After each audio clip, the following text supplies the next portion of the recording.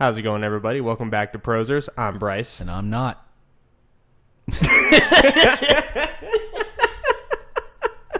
All right, I'm Jeremiah. Your face was awesome. Damn it, I love doing that stuff. If everything doesn't go exactly to plan for you or on the schedule, it just like puts you on tilt. I hate you so That was much. awesome. So, yeah, I'm not Jeremiah, and he's not Bryce. And we're back after somewhat of a hiatus. Sorry, y'all. Yeah, sorry. I hate work. Mm-hmm. I wish I could we just need to get more viewers. Start sharing this with more people, please, so we can just get paid to do this. We can quit our jobs and just play video games and talk about it for a living. Oh, man. And then I could never enjoy playing video games again. Yeah, whatever. I have to start reading books. I would enjoy making a living off of playing video I mean, games. yeah, I'll do it. But it will change my life a little bit. Yeah. So, anyways, yeah, we've just been super busy with work, both of us, and then just not a lot of time. So, but we're back. It's the thought that counts, Well, right? we're not going to quit. Yeah. It's the thought that counts. Quitting's for quitters. Quitting is for quitters. Yeah. Yeah, we don't quit. So, we are back today. Feature game of the week this week is going to be Detroit Become Human. But yes. before we get into that, as always, we're going to talk about other stuff that we've been playing other than Detroit Become Human. What about you? What you got? Don't you dare say Detroit Become Human. No, I'm still playing Days Gone. I'm like really close to beating it, I think. I wish that I could say the same thing because I saw a video about it the other day. I was like, I need to play that game more. I'm still like maybe halfway through. Maybe. They already got DLC on it. Mm-hmm. And from what I understand, there's multiple endings. Yeah. So I'm trying to get through it because I really like that game. Yeah, it's a good game. I don't know why, but I have this thing where I have a problem with video games, right? So like I get a game, I'm like, man, I really like this game. I want to play it. And then I get that stupid email from PlayStation and they're like, hey, guess what? We're having a flash sale today and tomorrow. And I get on there, and I'm like, dude, all the Batman games are only $10. And then I buy all the Batman games. I'm like, Outlast 2 is only $5. And then I buy Outlast 2. And then stupid Detroit Become Human is free. Dragon Age Inquisition was $7 for the deluxe edition. Yeah. So I just bought all these games, and now I'm just like up to my eyeballs in games that I haven't finished. Yeah, because you ain't got no time. I know. My work schedule right now demands that I have to be in bed at 8 o'clock. Yeah. So I can wake up at 4. Well, you get off at like 4 o'clock, though, don't you? Sometimes I get off at 11. Yeah. But 8 o'clock still comes around real quick. I'm trying to like throw food at kids and clean my house because that's all me. So it's like you run out of time real quick. Yeah, you do. But yeah, I've been looking for God of War, and I'm having a hard time finding it right now. Nobody's giving it up. And I found World War Z, and I almost got it. It was at Target, and it was like $30-something bucks. Why don't you just use that discount code that I sent you? Because I'm an old person, and I have my old ways, and I want something tangible. I'm also on a side note. I'm gonna have to buy a hard drive or something pretty soon because I'm running out of room, and I've been deleting a lot of stuff, but it's still not enough. Like some of these games we're playing, they must have a buttload of memory, or they take up a lot of space. Some of them are pretty big. And there's some of them I don't want to get rid of yet because I still want to finish Spider-Man. Mm-hmm. I got to go back to that. I did finish Spider-Man. You finished I it. finished it. I finished Spider. I like committed like 3. Well, not 3. I committed like 2 weekends to it, basically, like a Saturday and a Sunday, and basically played it all day. Right on. And I finished it. So I need to do that with some other games. It's just Spider-Man. It was easy to do because I really, really, really like the game. It's fun. And really fun. It's not that I don't. And, you know, like I'll admit it. I like it more than Days Gone and the Batman games and stuff like that. So it's easy for me, you know, like I don't really have to try very hard to play it. I'm not. Well, like, yeah, you're not into zombie games like I'm into zombie games. Yeah, I'm yeah. probably way into zombie games. Yeah. Yeah. But I don't care. That's what I like. I feel like if I can get you, if we can get you a bigger hard drive, you'll probably convert over to digital because that's what I did. Because Okay. I was the same way. I was like, I like having the physical disc, and then I converted over to a bigger hard drive to where like it didn't matter if like I didn't like I never didn't have the space for it. Right. And if I did have to delete a game off, it was still in my library and I could just re-download it later. So it Yeah. took away like all of my shelf space and stuff like that cleared up and Oh, it's all that messed kind of up. stuff. Because it feels like you have to decide which one of your children has to die, and I don't like that. I don't like that feeling. Yeah. I think it's jacked up. So, like I said, I feel like if you get the bigger hard drive, you'll probably convert over to digital because that's what happened to me. Because like I got the bigger hard drive, I was like, well, I have all this space now, so like, what's the point of having the disc anymore? Right. You know what I mean? Because now it's just like, oh, okay, well, this game. Because what I found honestly is, I mean, not to get off on a huge tangent here, but. Dude. Whatever. We haven't done this. In That's like what we're here 3 for. We That's haven't what done this in people- like 6 weeks. This is what the So, people want. For me, when I switched over to all digital, if you really pay attention to it, like the stuff that goes on sale, a lot of times is cheaper than what you can find it in a store. I've noticed that. Like almost every time. You know what I mean? And like I can understand like if you have a smaller hard drive, why the disc thing is better.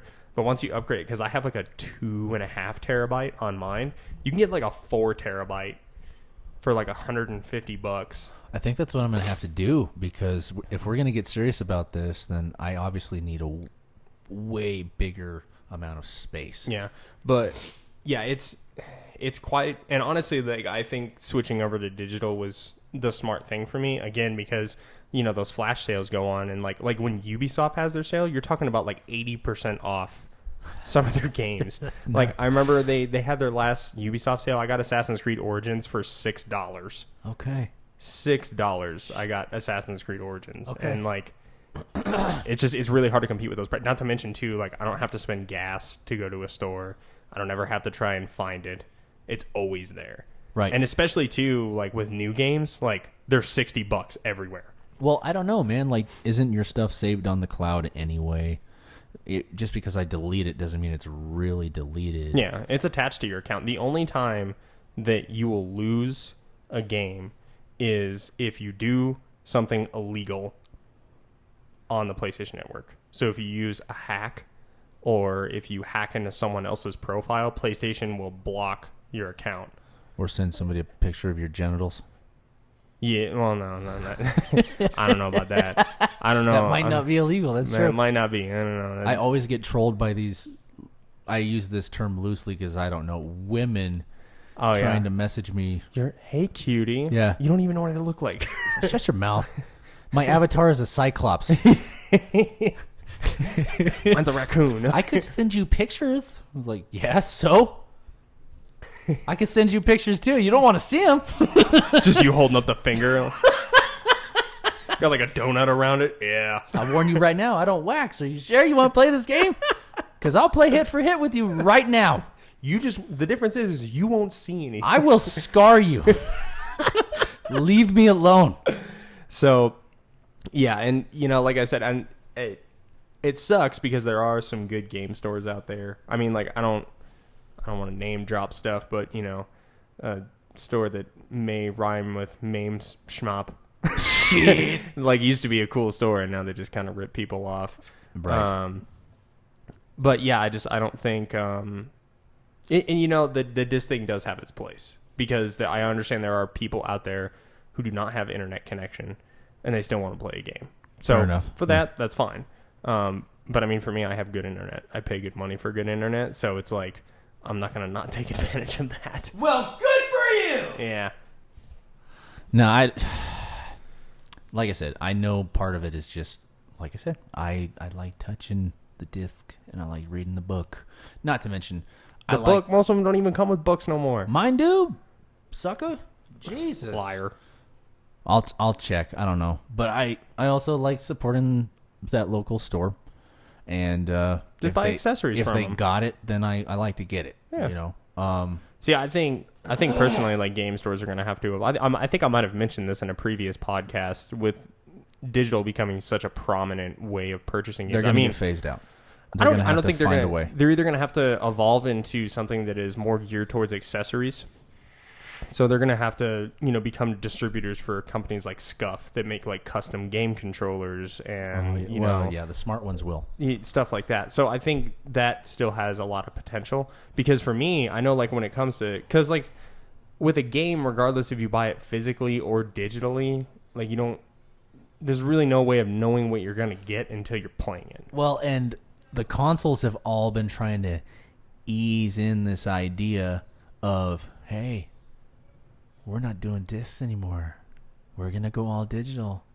Remember this last time they were talking about how the PlayStation 5 was going to not have a disc drive on it for a little while. That was the concept. Yeah. And then recently they've retracted that. Yeah, they have. So I know it's like- Xbox. So Xbox has their new console. I forget what the name of the project is. But their new console, they have two options. You can get one with a disc drive and one without.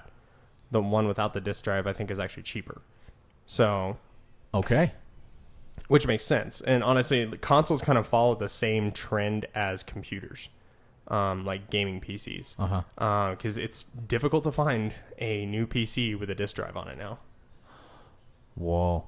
Okay. Just because, most people don't use disc drives. know. Neither of my computers have one. You know how crazy it is to start feeling like I'm old? I'm 31 years old. And Well, yeah. already I'm going like, where's my goddamn CD player when I get into a car? People are like, people don't listen to CDs anymore, you idiot. I'm like, okay, well, I fucking do. Well, that was like, so I just bought a new car. I got a Mercedes. Ooh. And I got in there. I know, it's nice. I love it. I got in there, and that was like one of the things I noticed. I was like, there's no disc drive in this car. Which, makes sense. It's all Bluetooth. It now. is. And it's Uh-huh. awesome. I love the Bluetooth option because it's like I get in my car, it connects to my phone, and my music just starts playing. Like I don't have to do anything. I am this close to being one of those music snobs, though, because I can tell the difference. I don't like the sound. It's kind of digitized to me. So I've noticed that USB is the primary way for listening for me. If I can connect it with a USB cable, that's the best way.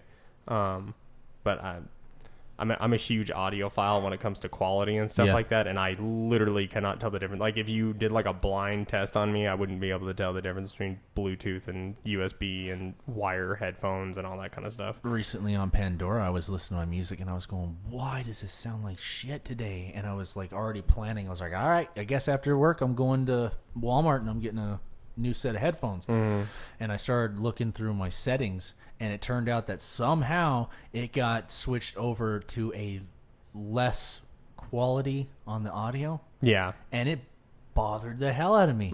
It sounded like old Nintendo. I was like, Jesus, how come this sounds like a garbage heap? And so there you go. When my custom bass was built a long time ago, back when dinosaurs ruled the earth, the pickups on this bass that were custom made by this guy that, by the way, he did a great job. I love that bass.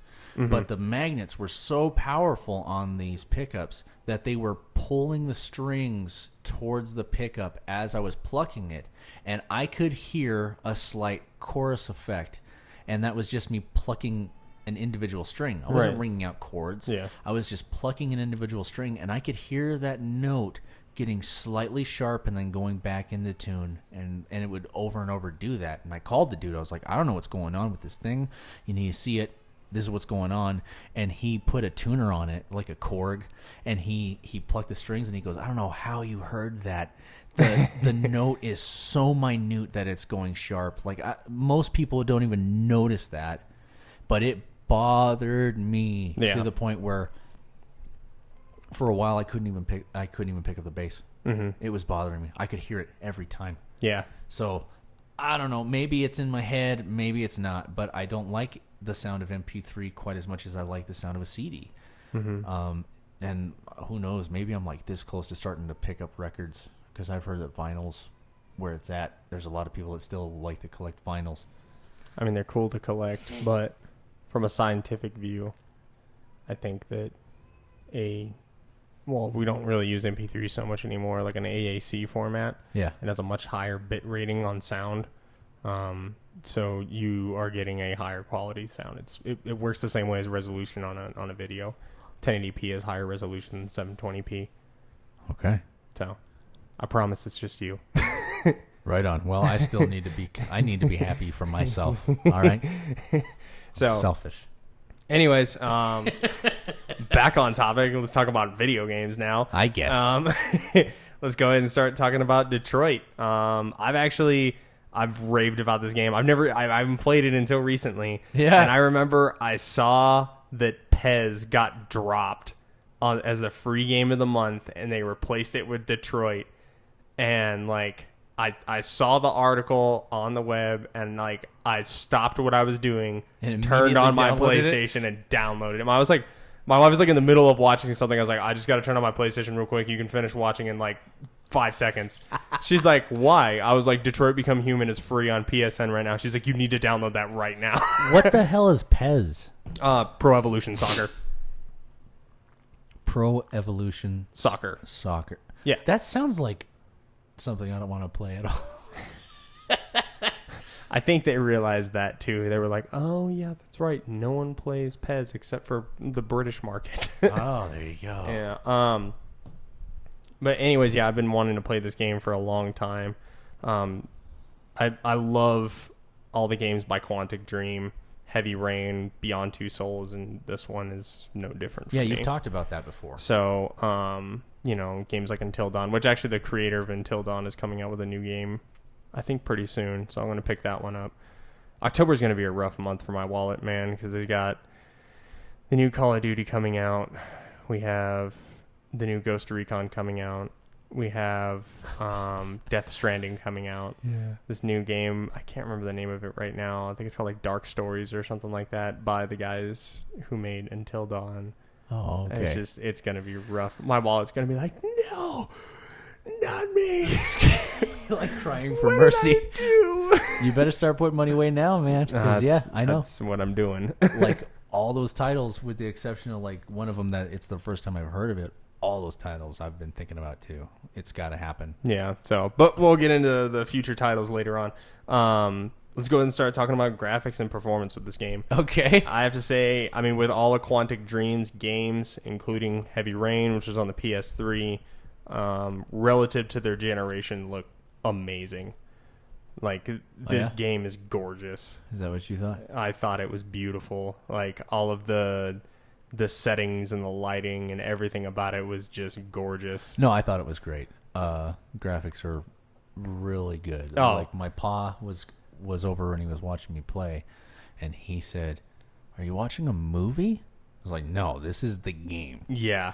So they took a lot of pride in that. Oh, yeah. And, that's, again, this is one of those kinds of games where, I'll kind of touch on it more in the gameplay thing, but when you have a game that has simplistic gameplay like this, everything else is just driven up in such an insane way, and it really changes the immersion on it. Yeah. I mean, even just like the amount of details that are in like eyes and stuff like that in this game, and like, lip movements and hair and everything, like it creates a completely different level of immersion. I get what I like to call gaming tunnel vision.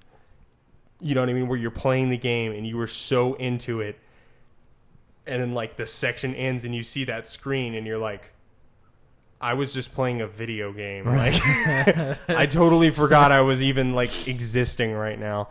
So yeah, I mean, the graphics in this game are insanely good. I swear you can almost like see the pores on their nose. I know. It's ridiculous. And like the environments are spot on. Like, oh my gosh. I had to sneeze there. The environments are spot on. Everything about it is like super detailed. I mean, like I remember like when I actually posted it. Some of you guys may follow me on Facebook. I actually posted a screenshot of when you're first trying to find Jericho and you're walking on that crane and the sun is setting in front of you. It was like, killer. Oh my gosh. And like, the way the wind is like, kind of blowing that cloak that you're wearing and stuff like that. And it is mind blowing. the way like the water effects work on the characters when it's raining. Yeah, that's true. It is insanely good. And it's not just in the cinematic parts of the game. It's when you're playing the game also, everything looks very organic. Everything is very convincing, which is part of why I think you get that immersion. Yeah. Is like, it's not like in some games that you've played where during the cinematics, everything's very detailed. Everything looks like very texturized.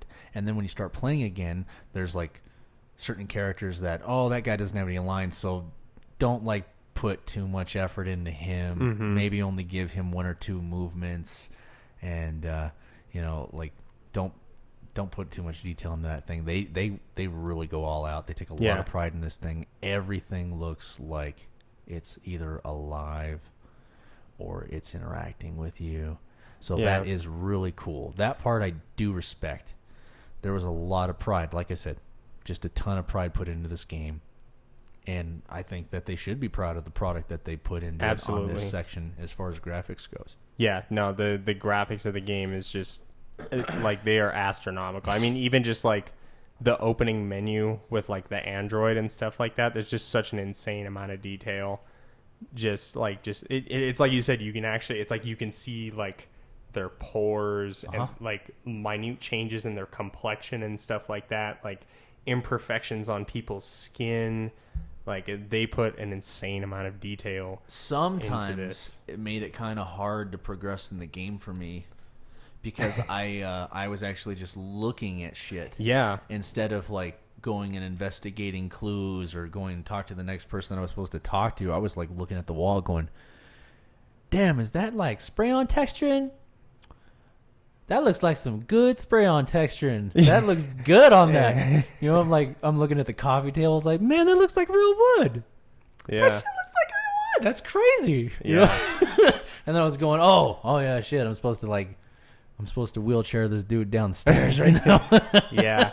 And then it's just, man, I loved it so much. I loved all the graphics of it, and just the color palette is so good. You know, I liked how they mixed a lot of like grays and dull colors with super bright colors, and it really kind of drove that that over industrialized future vibe. Yeah, there I was guess. even some spots where like it was more orange. Yeah. You know, and orange and blue or something like that, and it's very like emotion provoking. It is. They did a really good job with. That's a very good way to put it too. The visuals in this game are very emotion provoking, which I mean is expected with something like this, with a game like this. And it's just it's so high caliber. Yeah. I mean, I'm sure next gen systems with games like this is going to push it even more to the next level. Yeah, we'll see. Which I mean, I'm super excited for. So I can't wait until it's affordable to buy those like VR systems where you can actually run on the platform. Have you seen those? Yeah, where it's like the weird like hula hoop suspension thing. Bro, you're gonna catch me there every day. At the end of the day, I'll be like just freaking like running in place and like screaming at you guys, wait, I'm too fat for this game. Jogging up hills and I stuff. can't wait though. Like that's what I'm looking man. forward to. Yeah. I really want to get into VR. Like, God willing, if we can start making some money this year, that's going to be part of the reviews that I want to start doing is VR games. stuff. Yeah. Absolutely. But I'll have to make sure my kids are not home so I don't knock them the fuck out when they play these games. I could just see some bad things happening. Because my poor little girl, like when I'm doing sit-ups and push-ups in the living room, She ain't paying she almost attention. gets taken out a lot.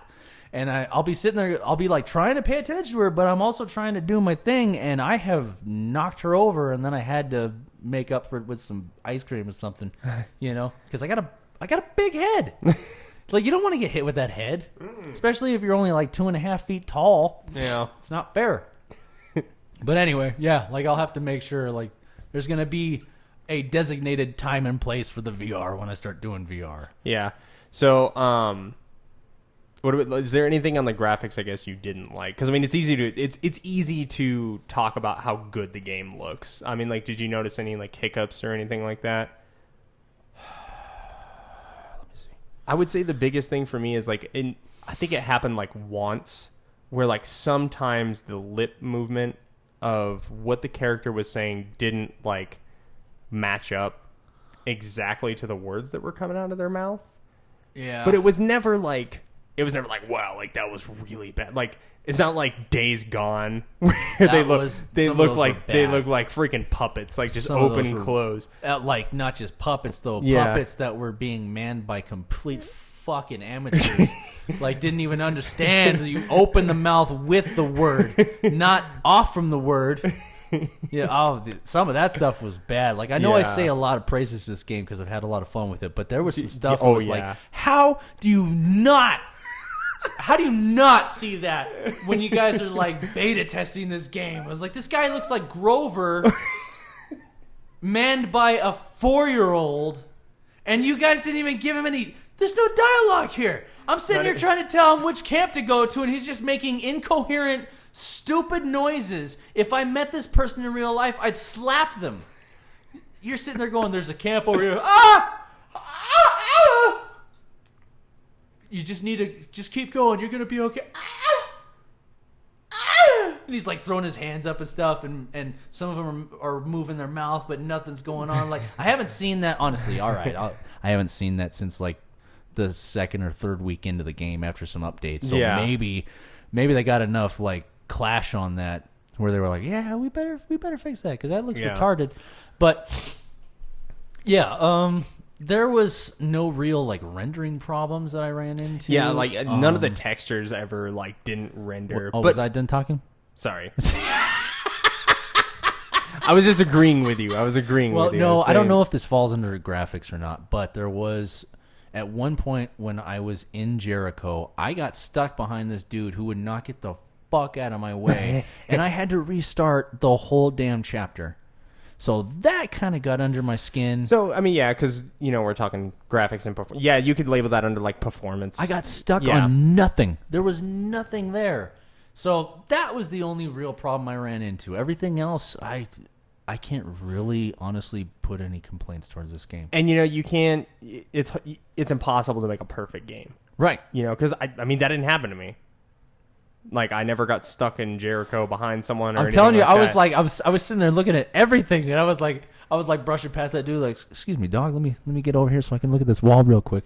And then I tried to get back, and I was just like walking in place, and then I walked into nothing, tried to get around the dude, he wouldn't move. And then I was like walking in circles for a little bit, real tight circles, because I was Yeah. really stuck. And then I was sitting there going, oh, fuck me, what am I going to do? I was like, oh, I got to restart. And there Yeah. was no, on this game, there was no option to like restart from last checkpoint. Yeah. I had to quit, go to my main menu on my PlayStation, And then reload. and reboot the game. Yeah. So was a little upset. I kind of said fuck this game for a bit, and then I went and got some coffee and did something else, and then I came back to it. Yeah. But that was one of the only hiccups I ran into. Yeah, and same for me. Like, I never ran into anything that was just, like, bad, like, really, really bad. Which, I mean, even with, like, the situation, like, with you're talking about where you get stuck, like, there are way worse technical issues out there than Right. that. At least I didn't fall through the wall. world. Yeah. And I've like, seen that kind of stuff. Yeah. And, you know, with that kind of thing, like, that's a very specific situational thing that maybe they just didn't account for. Like, they didn't think that someone was going to go over and appreciate the spray texture on the wall. Yeah, I know. I was like way into it, like almost too much. I wasn't getting shit done for a long time Yeah. on the game. I had to like wrangle myself back in. Well, and it's funny too. So this kind of, I'm gonna kind of swing this back to Batman because I mentioned when I started playing that, like the standard movement for Batman in those games is to walk, and Yeah. I'm okay with it because the environments look so good. This is another game where your character is never moving through an area particularly quick, but they do it in a cinematic way, and they do make the environments look. They look real enough that you're like. I remember like I was walking through somewhere and like I was looking at I was just walking through this hallway and I'm looking up at the pipes on the top of the ceiling. I'm like, those look real.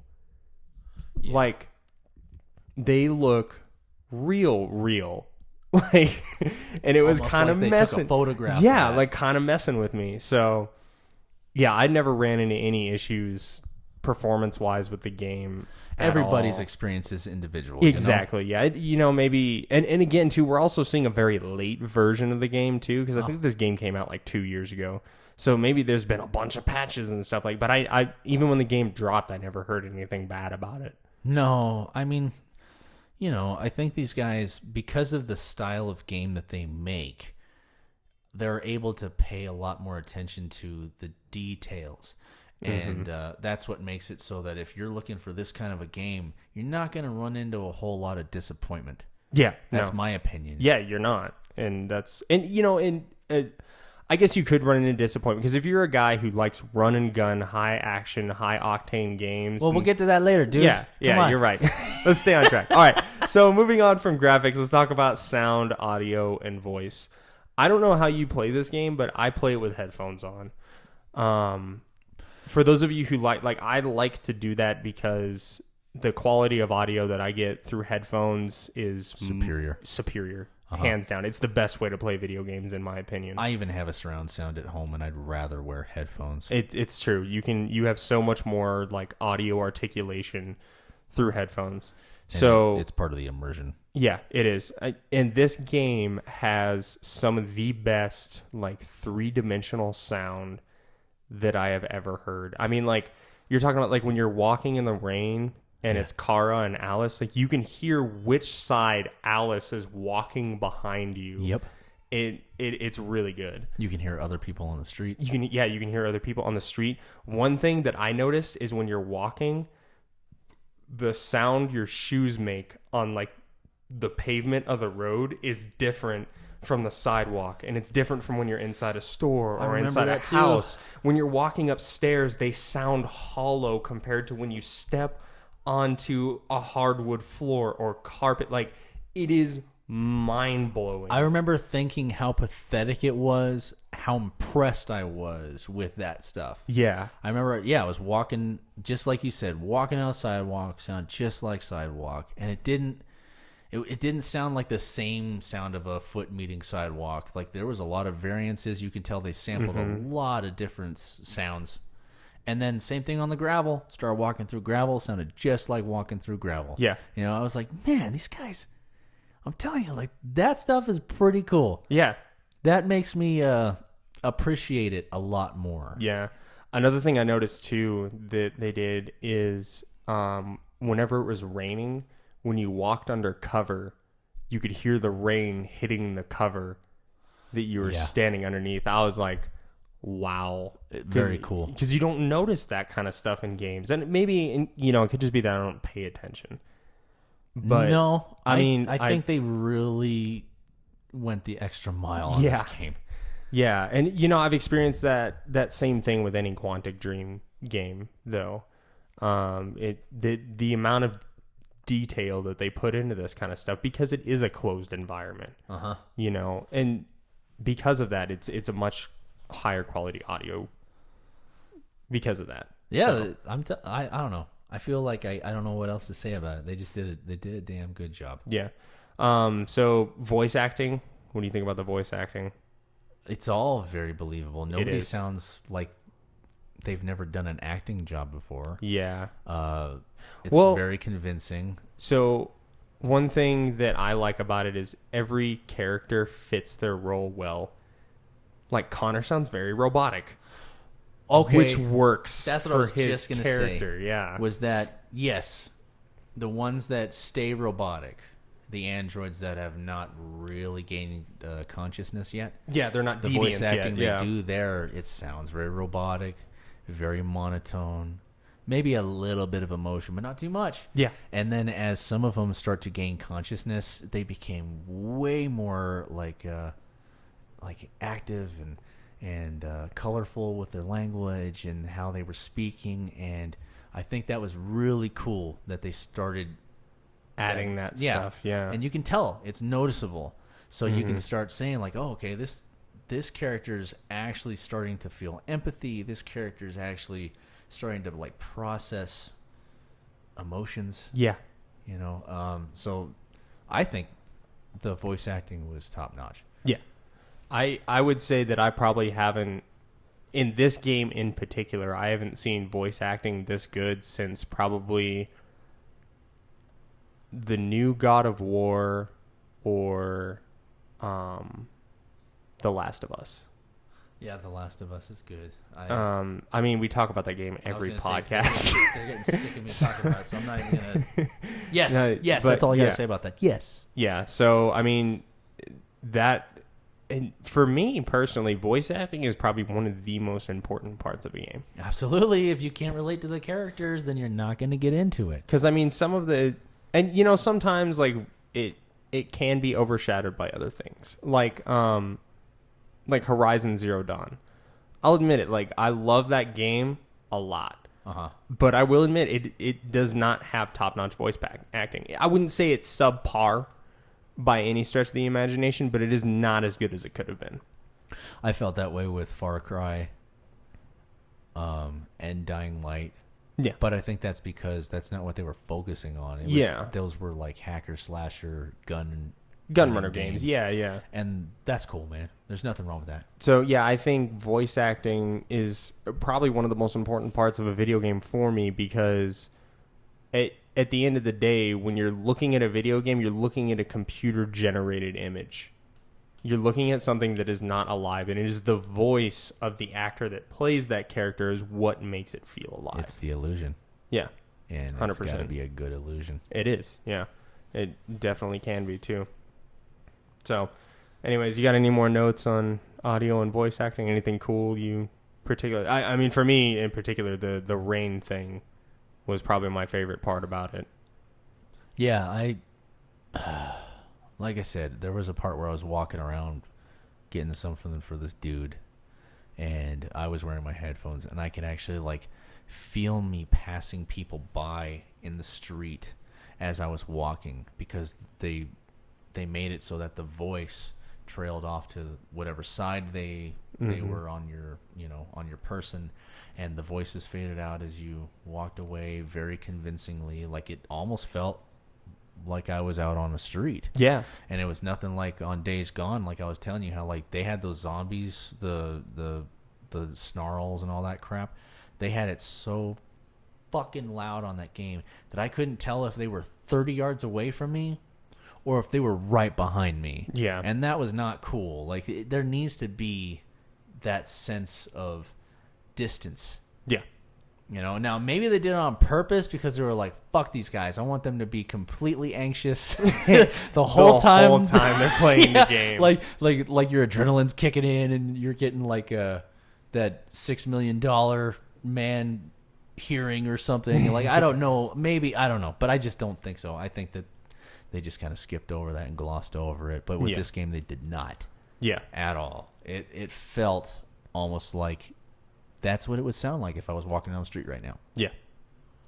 All right, so moving on from that, let's talk about story and gameplay. And this right here is either the make or break. The make or break for. My wife just came in with 2 food options. Thank you. She showed the fat kid the food though. Did you see that? Hey, whatever you're doing, no, that looks good. I didn't have to make it, so I don't care. Go. I'm happy. Good boy. All right, so Do not edit that out. That I was know awesome. I'm not gonna. You, dude, I'm lazy. You think I'm actually gonna go through and edit that out? You're out of your mind. God. Some people are just way too like. No, man. This is professional. This No. is pristine quality audio. If what's his name can talk about turning the frogs gay on his podcast, No I don't think- joke. and be serious about it and Yeah. have a lot of followers. Then how come we can't talk about what we're having for dinner? Yeah. You know what I'm saying? This is real, all right? We are real people. No, we have man. things going on. I'm way too lazy Love to do crunchy that. tacos. I'm way too lazy to do that. Like, I'll tell you something that I got most excited about, not to break off on another tangent again, but the most excited thing I found out about my new car, right, is it has this thing called a brake hold on it, right? A brake hold. So when you're at the stoplight and your foot's on the brake, if you just push down on it a little bit more, this little thing pops up on your dashboard and it says hold. And it holds the brake for you. Whoa. So you don't have to keep your foot on the brake. And then as soon as you touch the gas pedal, it lets it off and you just go. I feel like that's for Los Angeles, where Probably. you like move a foot every 20 minutes or so. As someone who used to live near Los Angeles, I can attest that that is 100% true. I was coming back from Anaheim. I went to BlizzCon, and I was coming back from Anaheim. And I remember it took me 2 hours to get there, and it took me 4 hours and 50 minutes to get back. Yeah. See, when the day after I graduated, I was in Denver, and I had a job at a landscaping company. Mm-hmm. And I remember it was 45 minutes just to get home, and it was not that far away from home. And that was just Denver. Yeah. And I got to the point where I was like, fuck this place. Yeah. Because, I hear people talk about, how much they hate our pissant little town. And I get it sometimes because, there's we don't have all the stores and we don't have all the things at our access. There's some shit that if you want it, you probably got to go to a store and order it, and you got to wait a little while. Yeah. But I can get almost anywhere I want to go in about 20 minutes, Yeah. maybe half an hour on a really, really busy day if I'm going all the way across town. Yeah. I love that because I'm way too impatient.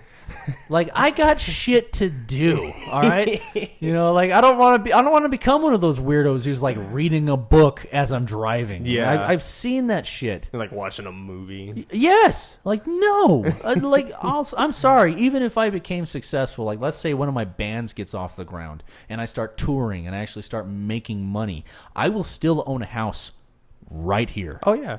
And I want that on document. If So you something can ever call him happens, on his so shit somebody later. can put me on blast. But I'm serious. I don't want to live in Los Angeles. Fuck no. No. All right, but yes, the voice acting is solid, absolutely immersive. You like that segue? Yeah. I think it's absolutely immersive. I think they did a great job. It's respectable, absolutely respectable. Yeah. There's nothing about it that makes me feel like, wait a minute, that wasn't right.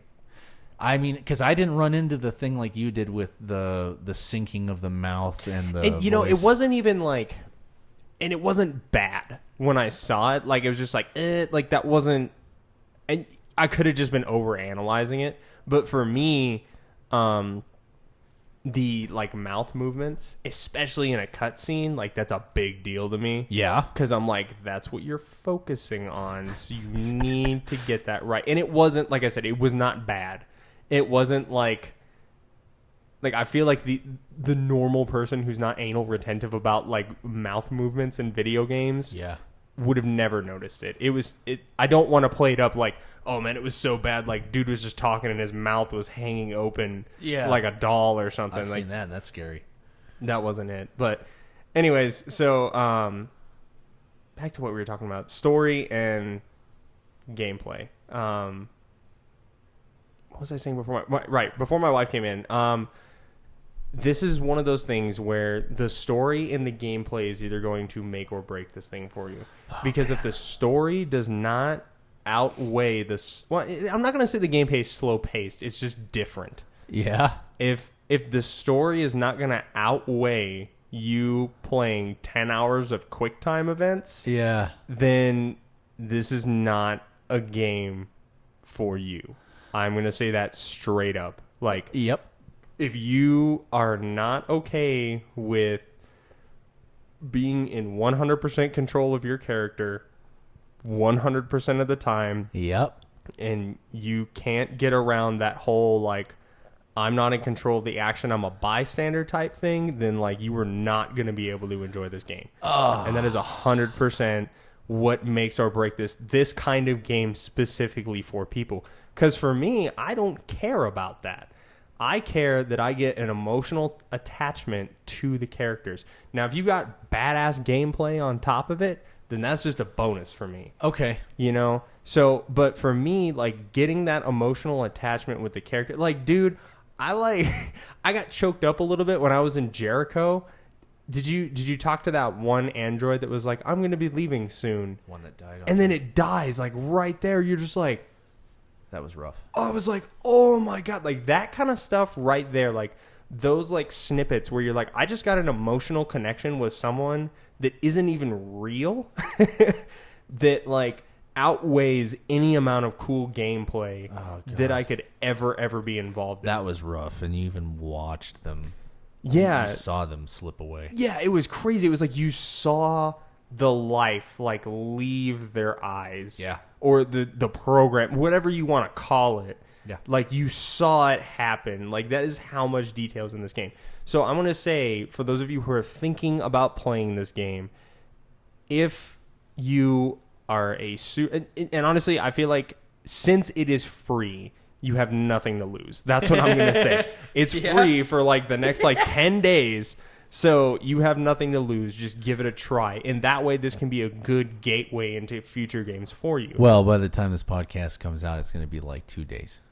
Not really. I can probably publish this in like 2 days. Yeah, we'll see. Yeah, that's true. We'll The last fucking see what we- the last one we recorded on like a Tuesday. I didn't get out until that Sunday. I was like, yeah. And people were all up my butt crack, bro. They were like, "When's that podcast coming out? You were talking all this trash about how the podcast you were recording. You were recording like 3 days ago." I'm like, "I don't know. I'm not in control of these things. I am not the tech savvy sorry. person in this game. I know. I'm sorry. I'm the shit talking motherfucker. In this, I gotta be in better this at thing." it. I really do need Well, to be better. All right, I give you this. You know, I understand that we're doing adult things on top of like doing this kiddie stuff, playing video games and talking about them and stuff. You know, so I get it, but I'm just busting your balls. Yeah. But anyway, I mostly agree with you Yeah. that you should just really check this game out, especially if you got PlayStation Plus. There's no reason not to. You practically paid for it. Yeah. That's why it's free. Exactly. In my opinion, I download tons of games that are free on PlayStation Network because my thing is like, I fucking paid for this game. Yeah. I'm gonna play it, even if I erase it within 20 minutes of playing it. Mm-hmm. You know, I'm still gonna check it out. That's kind of my thing too, because I mean, like, and I'm not gonna say I download every game because there are some games like I don't care about that. Like when Conan Exile was like the free, I'm like, dude, I don't care about that game. Like I'm not even gonna waste my hard drive space on that. But this is one of the games. Like I would say, like every few months, PlayStation Plus drops a game on there, and it's worth checking out. Or it's 100% worth downloading. Like back in, I think, what was it, like January? Was it February or March when they had the Modern Warfare remaster? Yeah, I was just like thinking that that was myself. sweet. That was a Like great that one. was a great one. And then they had Borderlands. And that's a good one to play with your buddies because, like, how many times have we just done prop hunt and had a fucking blast? Oh, yeah, exactly. Yeah, it's great. So, with it being free, just give it a shot. I would say come into it with an open mind because the story is very compelling. But if you don't care about a story, nothing is going to change. As a matter of fact, that game came in a package, and there was a separate game that came with it. Did yours have that? A separate game. There was another game from that company that came with it where the symbol was like an origami thing. Oh yeah, that's Heavy Rain. See? Yeah. So you're getting 2 games out of this, and they're even giving you some artwork if you're into that kind of stuff too. So there's no reason not to check it out. I'm with you all the way on that one. Absolutely. Yeah. So I mean the story's definitely there. The story takes I noticed it takes a lot of hints from like the 60s with like racism and stuff like that, which is pretty cool. I was telling my pa about that. Yeah. It's like because they're refusing to acknowledge them as a living being, which is kind of interesting because, yeah, like as an American, our history talks a lot about that. Yeah. And then like I remember like one of the things that kind of cued it into me is the androids have a different spot on the bus. that No they ride joke. on. They got different spots on the bus. Yeah, there's say- people that flat out won't talk to them. Yeah. They're not allowed into certain Certain stores. stores, yeah. So I thought that was kind of cool. I'm sure there's going to be somebody who got up on their high horse. They're pushing your racist agenda. It's like, shut up, dude. It's a video game. And you know, honestly, like I think this is a very. I'm trying to find a way of saying this without sounding completely ignorant. This is a cool way to kind of open people's eyes and put someone in someone else's shoes. Because I'm like, I kind of had that moment. I'm not gonna lie. Like when I first walked up in the game and I saw that store, it said no androids allowed. I was like, this is what someone in real life was going through like 50 years ago. Oh, I've heard that there's still some parts in the country where it's still. Oh like yeah, that. no, I'm sure there is, and it's like that was kind of eye opening for me. Fuck you know, those people. yeah, straight up. If you're racist, you're a POS. No shit. Um, Any form, yeah. So any direction. I think that's kind of cool that they have that vibe, and the thing that I like about it is it has that vibe without Shoving it down your throat. Yeah, like it's not like the main. I mean, okay, arguably it is the main theme of the story. Yeah. because it is about the androids rebelling against humans. Yeah. But I would say it is not. It's more about the individual characters and their path through this android rebellion, and not so much as like the android rebellion as a whole. Right. You know what I mean? Like it did not feel like politicized, I guess is the best way to describe this. And I'm not trying to get all like tinfoil hat or anything like that. Well, but the message was there, and the message was obvious, but it wasn't like, it didn't feel like that was the only purpose of the game. You know what I mean? I feel like this one is going to be a great podcast because we're like really venturing on the possibility of getting some crazy fucking comments. But my thing is, like, in the social justice era that we're living in, like this time of outrage where everybody's pissed off about something, what I did dig about this game was that it gave you the opportunity to experience a little bit of empathy. Yeah. For someone or something that is coming from a different place. Yeah. That's what that was all about, I think, is the idea of, like these things were created by people.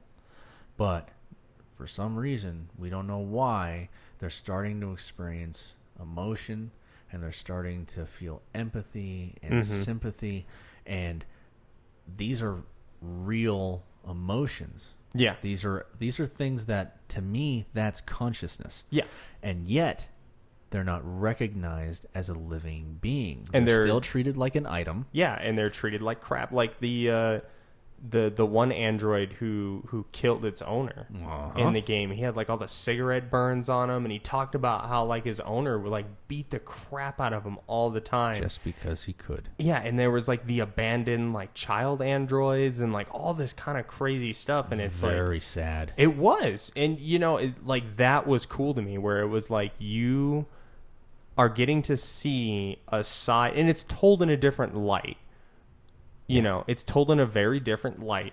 You were getting to see a side of something that you probably wouldn't have thought about, just on your own. And it does make you feel like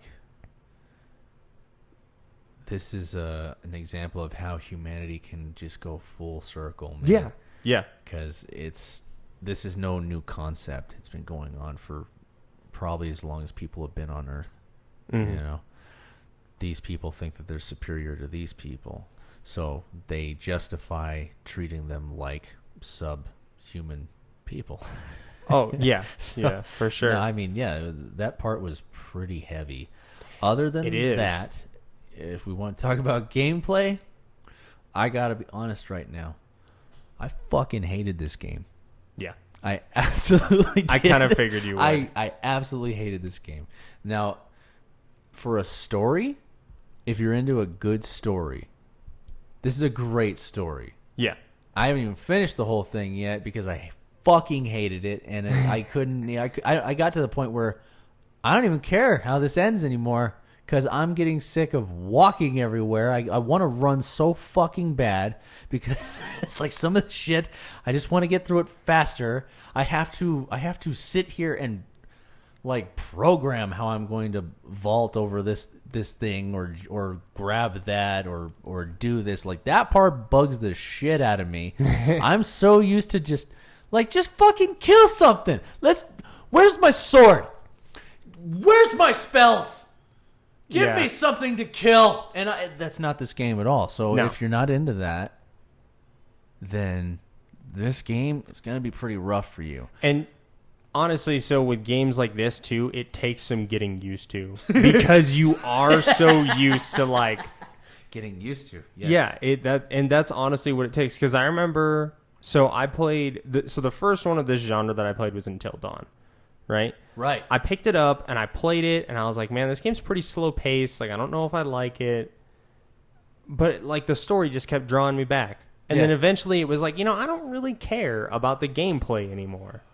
Because like there are some parts in it that are challenging, and the other thing that I like about it too is that it's not a quick time event in the sense that like if you screw up a timed button hit, it's not game over. It just changes the outcome. Well, it can be in some instances. In some instances, yes. Because, like, I was talking with Sheshe, and he was talking about how he had already killed one of the characters, and I was on the, like, we were, like, in a party when I was playing it. And while I was talking with him, I got through it, and my character didn't die. So like, there's options. Like, you can see on the tree, like, there's sometimes there's up to 4 different ways this could have turned out. Yeah, sometimes there's more, like 6 or 7. As far as replay value, like... It's up there. Yeah, for sure. I mean, like, if you want to play this game, I'm not going to say, like, as much as you want, because, I mean, eventually you're going to see everything there is to see.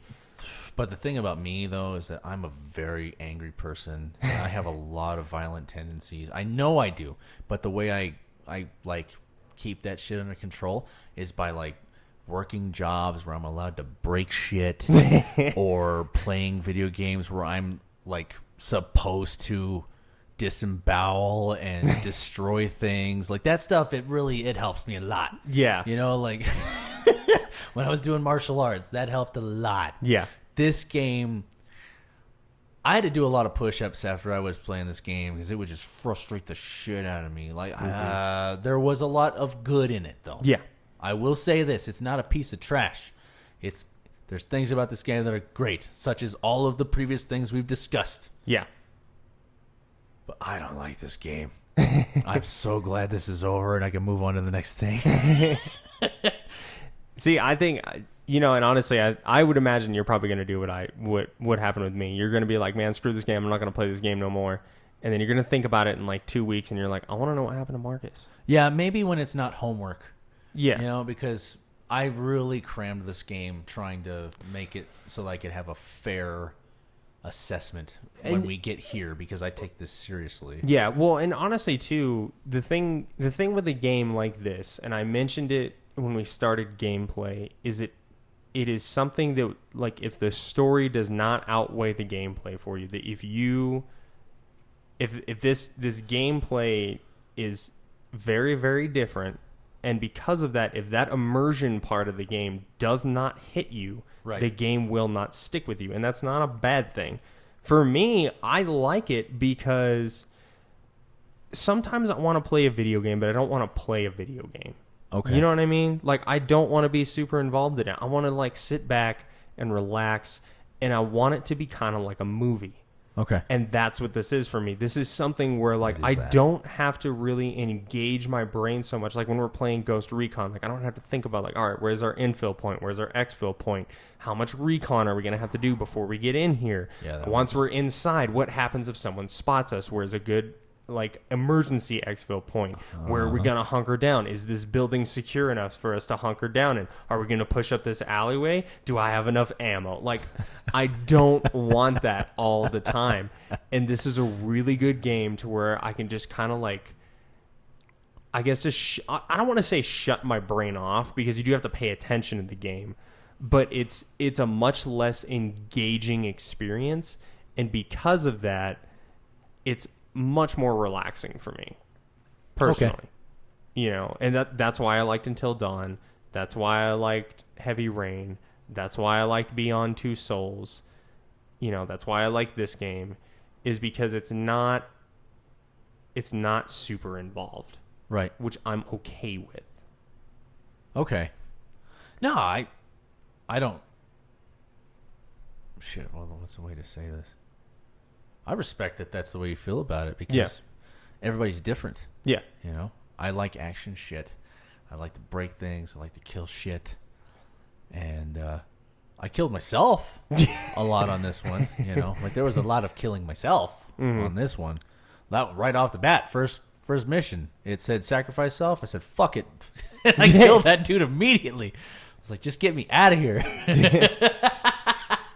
But yeah, I mean, that's the thing. There's going to be people that are going to love this game, and if you're the kind of person who's going to love this game, you really need to play it. And you, not only that, just like you said, you need to look at all their other stuff too, because if you're into this game, the other stuff they do is not going to disappoint you. That's a promise. Yeah, 100%. And you're right. I'll probably go back to it. Yeah, because when it's not something that I have to do, I think that then I'll be able to appreciate it more. You know, when I have to play a game, I want something that's really appealing to what I like to do, which is why I love Days Gone. I got to smash zombies in the face the whole time I was doing my homework. Right, and that's not a typical game for me. So that's kind of, you know, I feel like the way you are about this game is probably the way I was about Days Gone. I think Days Gone is a good game. Yeah. I do enjoy playing Days Gone. But it's not something that I'm going to devote a lot of time to. Yeah. Detroit Become Human, I can devote a lot of time to, because again, I would say this is probably my favorite genre of games. It's not so much like my favorite genre of games in the sense like I want to play it every time I turn on my PlayStation, but I have never been disappointed by a game that is like this. No, because I think the absence of all the action and the fighting, you know, the choreography and all that stuff, I think that because they don't have those things, they get to focus on what is like a great fucking story that we can write. What is the most amount of attention we can put into the textures and the details and the graphics. I think that that's why it's impressive the way it is. If on top of this they had, you know, spots where you had to like fight your way out of a building, or if you had to like get into a gunfight with people, or, you know, stuff like that, I think that it definitely would have been different. Yeah. They focus on what they're good at. Yeah. And they are good at it. They are 100%. And I think as far as Quantic Dream goes, and I can't remember who makes Until Dawn. I'll look into it. Yeah. But with the way Quantic Dreams are, they are good at what they do. And the thing that I really like about Quantic Dream is they are good at what they do, but they do not beat a dead horse. Okay. You know what I mean? For example, Call of Duty is very good at what they do. Therefore, there is not a lot of variation in the Call of Duty games. And this one, you could argue that the variation is not there either, because it's the exact same gameplay in every single game. But the different stories are very, very, very different. And that's what you came for. Yeah, Heavy Rain is about a serial killer. Right. You know, Beyond Two Souls is about someone who is a CIA agent with supernatural abilities. Right. This is about androids rebelling against humans. That's, you know, pretty far in the future. That setting differential is what drives these games to be so good. Yes. And I think that's why, honestly, these games always get such good reviews, is because it is such a breath of fresh air. You know what I mean? Everybody's trying to make the next best first-person shooter. Everybody's trying to make the next best third-person action title. Everybody's trying to make the next best racing game, or whatever the case is. Yeah, that's true. I mean, these guys, these two companies, they hold the monopoly on these kinds of games. And Telltale Games, who is no longer with us anymore because they got shut down, they ran out of money, they did the same thing. So now that Telltale's, which actually I would be interested, since you're into zombies, I'd be interested in doing the Telltale Walking Dead series. I'll look into it. Because that's this kind of game, but it's a Walking Dead city. I know. So I know. And they have Batman. Just these games are just such a tease to me. So, and you know, like, I'm not saying that like you have to have this kind of gameplay to get the best story. No. You know, because I mean, I hate to bring it up again, but The Last of Us, God of War, Horizon Zero Dawn has a really good story. Days Gone has a good story. Old school, like BioShock. Yeah, like BioShock, like, you know, all these games that have good gameplay. But in my opinion, again, disclaimer, my opinion, Yeah. they are not as good of a story as what this game does, because they do not have that immersion factor, because they have to focus on the gameplay. It is like an interactive movie. It is. Absolutely. I can't argue that at all. Mm. But fuck this game. So, anyways, any final comments on the game? I already said it. That's what I gotta say. Everything up until gameplay is was- good. Yeah, everything. The story's great. Graphics, holy shit. Yeah, Fuck this game. yeah, But you like it, and that's why we're here. yeah. Exactly. The fact that we don't agree on everything is it's part of the chemistry. That's what makes this interesting. Even if I think you're an uncultured fuck That's for not right. liking this game. Fuck this game. I'm kidding. I don't actually think he's uncultured. He does think I'm a fuck though. That's true. Oh my god. All right, so that's what we think about Detroit Become Human. All right, so unbiased. I know you don't like the video. Would you recommend this game? Yeah, I think that everybody should play it. Yeah. I absolutely think that everybody should play it because you don't know if you're gonna like this kind of game or not until you try it. Right. And I don't despise it. Actually, I'm just being a dick. I do like it a little bit, Yeah. but I just rather be playing something where I can smash stuff. Yeah. I will come back to it, and I guarantee you, the next game they make, I'm gonna play it too. Mm-hmm. You know, it wasn't all bad. It wasn't all bad. Right. It was kind of like a girl that leads you on and makes you feel good about yourself a little bit, but never quite seals the deal with you. Yeah. That's how I felt about this game. Like, there was a lot of good things about this game that I did appreciate, and I walked away from that going, you know what? I'm glad I did that. I had a good time. But I didn't quite get what I was looking for. Right. So that's the way I feel about that. I So- do recommend it. If you had to pay for this game, what would you buy it at? $2. Really? $2 fucking dollars. That And I want my change back. No. I don't know, man, because it's like I ain't paying no $60 for this game. And I don't actually think this one came out at 60. There's no way. No, I did. Maybe Jesus Christ. All right, well, waiting, I don't know. I think right now it's probably like $30. If you hear this in time, then you definitely need to download this game. And if you like this game, then you'll know in the future that it's worth full price for you. If you do not really get into these games, then you're going to have to wait until they go on sale. And then it's probably worth adding to your library. So would you pay like $20 for it? I think I'd pay $20 for it. Okay. That's fair. Even that would be a little bit high, but I know that's a pretty decent price for a used game or a game on sale. Right. So yeah, I mean, dude, I paid $20 for Spider-Man, and I fell in love with that game. Yeah. I probably would have bought that one full price if I wasn't broke, Yeah. but I am, and most of us are. Welcome to America. But no, I recommend it. Everybody that is listening to this should try it. Yeah. At least try it. At least try it. Would you recommend it for someone who might be kind of on the fence on it? Like, would you be like, let's say it's not free. Like, would you like, dude, just spend the $20, try it? Like, Yeah. because I think for me, obviously, I would 100% recommend this game, and Right. I'd probably pay more than $60 for this you game. would. That's fine. If the next Quantic Dream came out, the next Quantic Dream game came out, they're like, yeah, by the way, it's $70, and I'd be like, all right, I guess I'm paying $70 for the next Quantic Jesus. Dream game. That is how much I like these games. I would say if the game's on sale for $20, Yeah. it's like, just try it, because realistically, what are you gonna spend $20 on? Well, there you go. See, we're in agreement.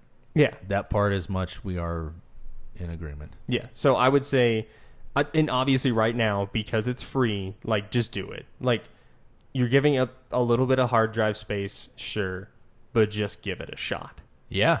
You know, like, just give it a try, because I promise it'll set the bar on these kind of games for you, because and this is one of those things where, like, this is a game where you either going to like it or you're not.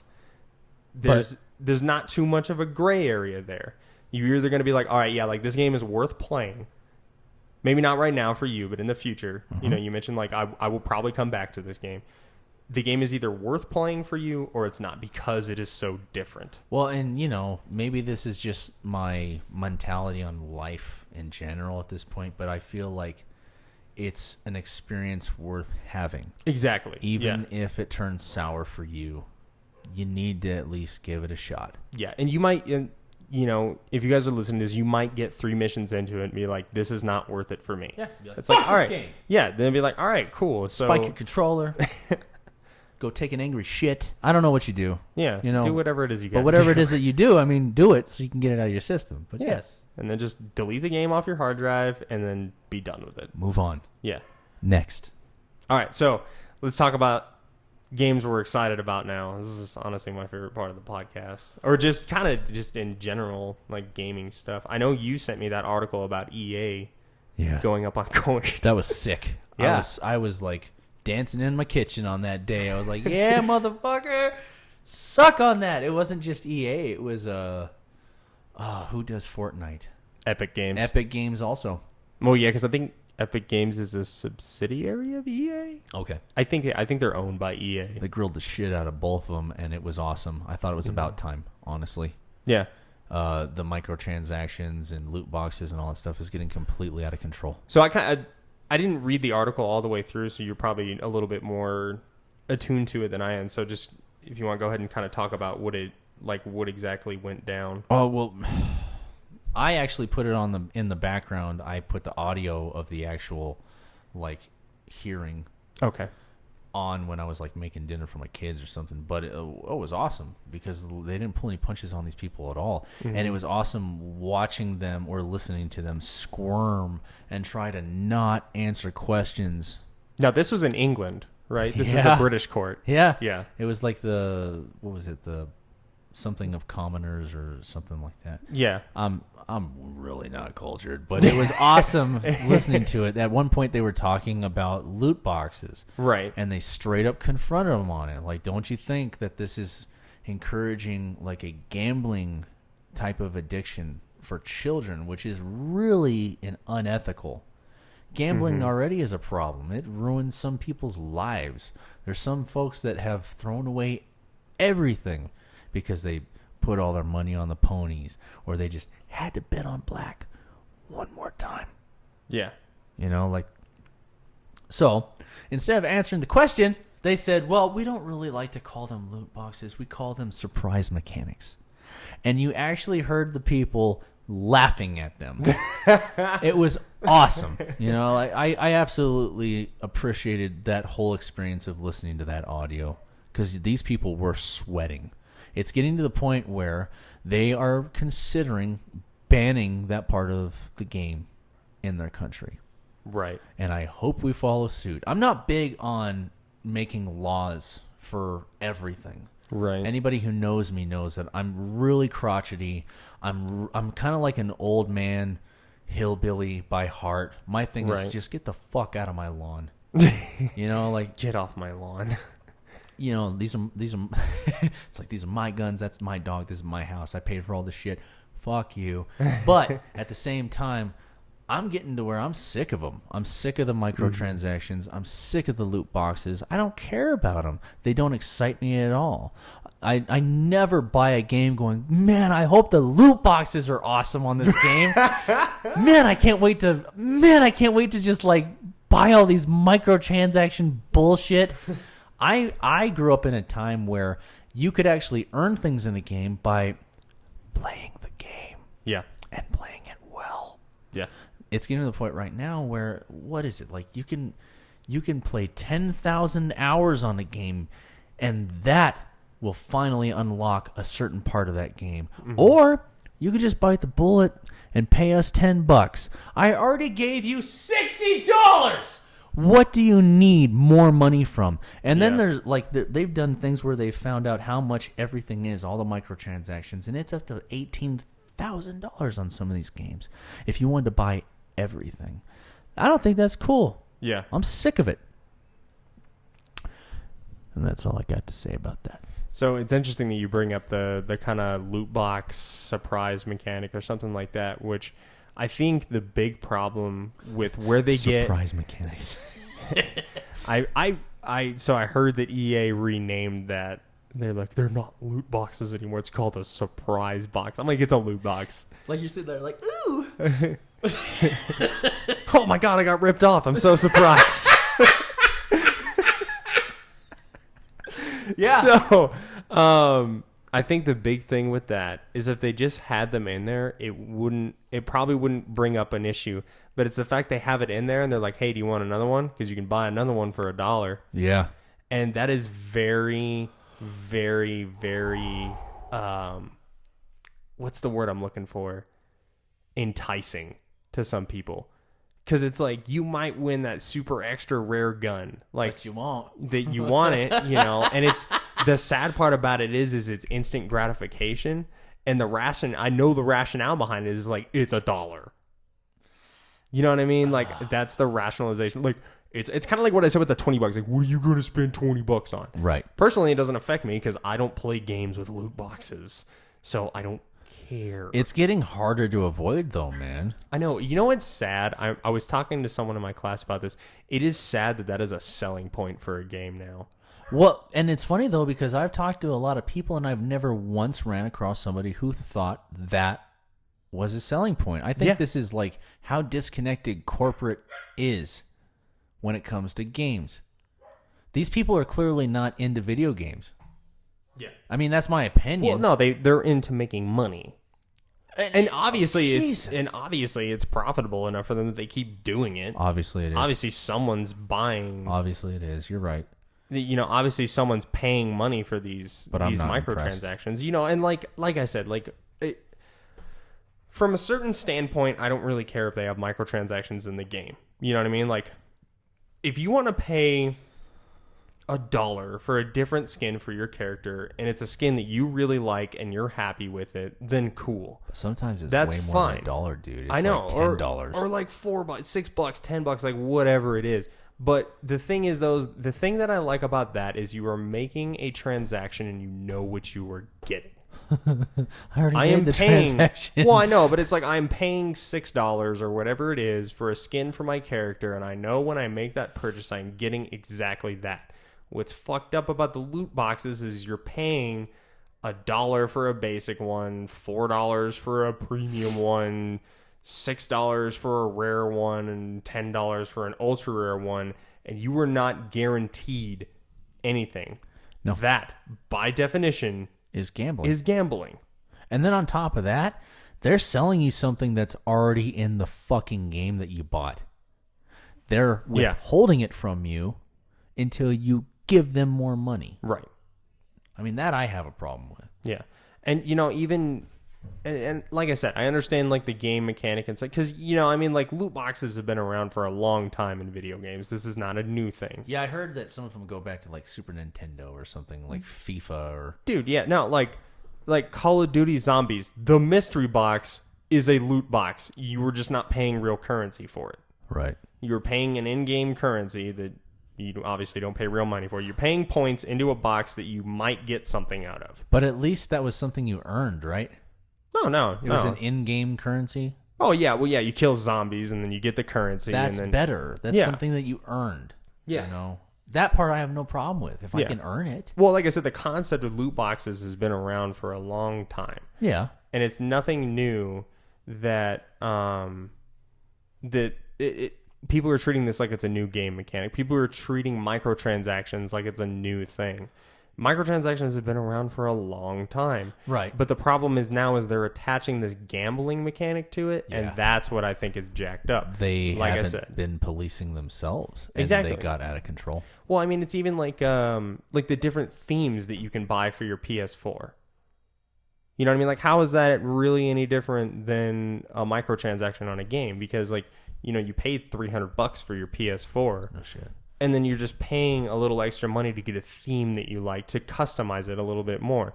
Just in the same way that if you buy a game and there's a skin or like a weapon color or a vehicle or something like that that you might want, you're paying money to get that, and you know exactly what you're getting.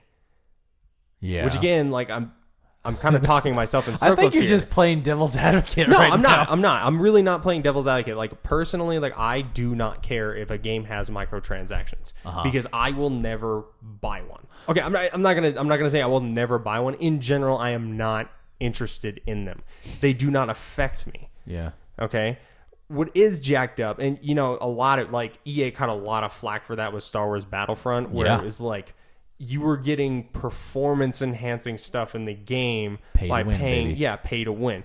That is jacked up. But when it comes to like cosmetic stuff or like whatever, like people are like, oh my god, I can't believe this game that I've been waiting so long for is microtransaction. And then you look into it and it's like, oh yeah, like turns your grenades a different color. It's like, shut up. Like, no one's forcing you to buy that. That is just something that the game company has been like, hey, if you want to pay extra money to get a different skin for your character, you can do that, which is revenue for the game company, which means they will keep making games, which I am good with, because Yeah. that is just selling a product. That's all that is you are selling a product, even if it's not all inclusive in the game, which I understand why people would be upset about this. Like, why don't they just include it in the game? It's like, that's fine. But where I'm coming from is, as long as it does not affect your gameplay and it does not give you an advantage and is not a gambling mechanic like these like surprise boxes or loot boxes, whatever you want to call them, Yeah. then I'm cool with it. Okay. Well, that I can't really fully disagree with. But the only thing I would appreciate is if they would make it so that I could earn it by playing the game without donating 10,000 hours. Because there's some shit that I really would like to get as a customization for my character or something like that. Mm-hmm. But, dude, I'm sorry. I just have a hard time spending my money on something, especially if I already bought the game. Yeah. Now, if we're talking about a game that it's already free, then that makes sense to me. Because Yeah, the game's exactly. free. Yeah. Now, if you want to spend a little bit of extra cash and buy something like that, then that does create revenue for the game. And that's something that they should get back. But if I already bought the game, bro, stop nickel and diming me. You know, like whoever's listening to this, you know, like I already gave you my money, man. Just give me the game, and Yeah. make it so I can earn this stuff if I don't want to like get the instant gratification of just buying it, and make it something that's doable. None of this like 10,000 hours, 20,000 hours Right. bullshit anymore. You know, like it's a little divisive to me. Mm-hmm. Like, we're already loyal to you. We gave you that money, man. Gave it up front. Stop bending me over. Yeah. But that's just my opinion. And you know, also too, I think the microtransactions are cool. I think one thing that would help a lot is if there was a disconnect between the microtransactions and the game. Okay. So, like, for example, I don't want to see what I can buy with microtransactions in the game. I would much rather, like, go onto the game's website or go onto the page on the PlayStation Store and be like, hey, also, you can buy this stuff. Yeah. That way, if you don't ever want to see microtransactions in your game, it's cool. Yeah, there you go. It's totally cool. There you go.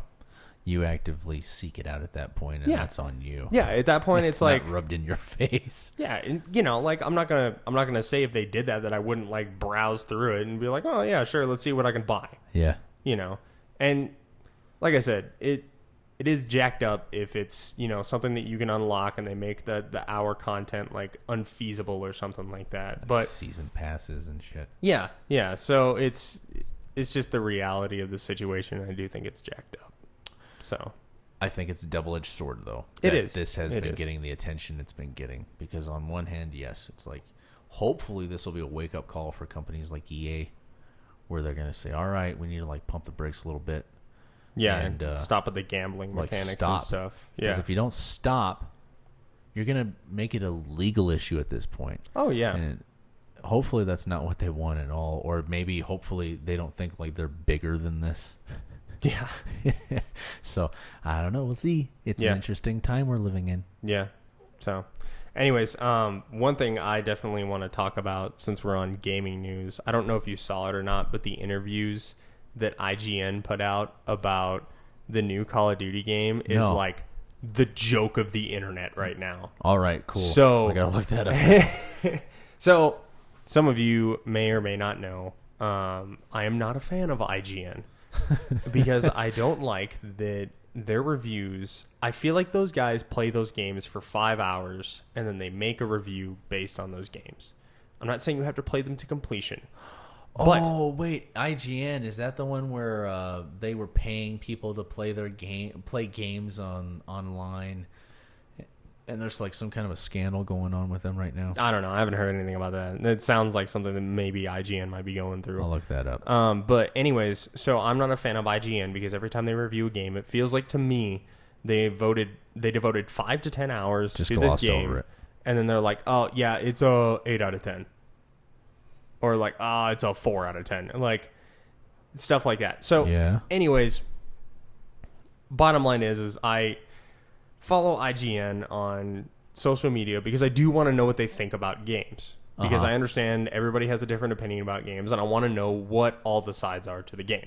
I've mentioned him before, and maybe, I don't know why you would ever listen to this podcast, but Derek with ACG Gaming. I love his game reviews because they're extremely in-depth, and you can tell that he puts a lot of time into playing these games. Okay. His opinion is very educated and all that kind of stuff. Yeah.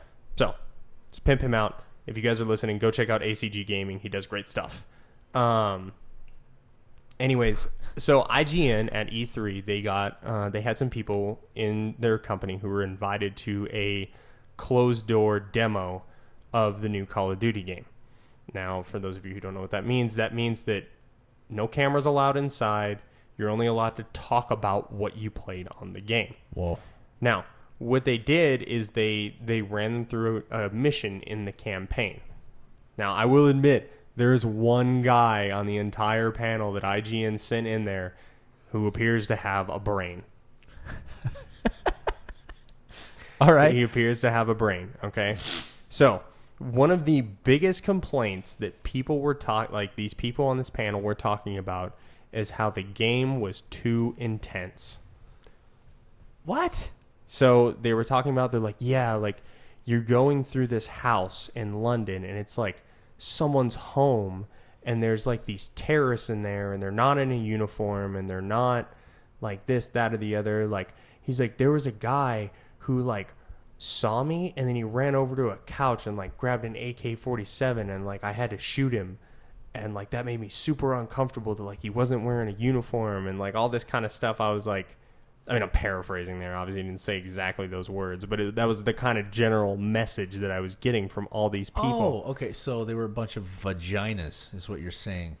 Yeah, Just a bunch of like little girls yeah, that can't even handle violence in a violent video game. yeah. And you know, like I'm hearing them talk about it, and they're like, Thank you. I remember there was thank you. Food. I remember there was a part in the game, or there was a part in the interview where they literally said, like one of the guys said, if they would have ended this game saying you can play this entire game non-lethally, I would have been like, I'm playing this game. I'm like, are you hearing yourself right now? I'm like, this game is about war. There's no way.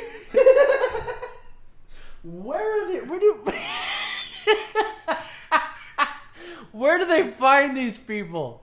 I don't know. This man. is I don't know. it's a war game. It's a war game. War. And they would, like, W-A-R. If it wasn't about war and killing people, I'd be all about it.